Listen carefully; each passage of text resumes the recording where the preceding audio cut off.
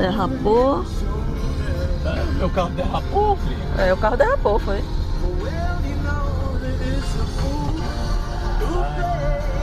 Perigoso. Perigoso. Eu acabei de falar e...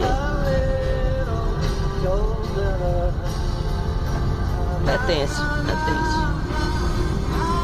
É tenso, isso aqui tudo é gelo, gente.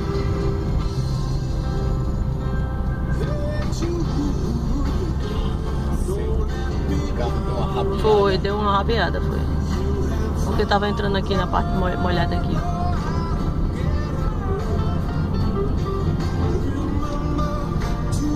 Gente, tem que ter muito cuidado, muito, mas qualquer cuidado é pouco. Escorrega bastante.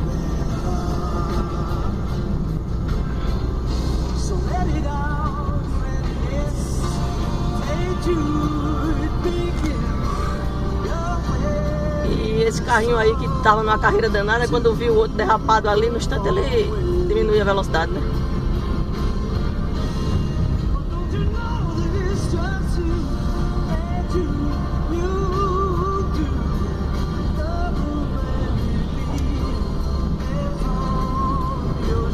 Aqui o cara não joga areia no outro, não, joga gelo. É. Ave Maria, não é pra isso.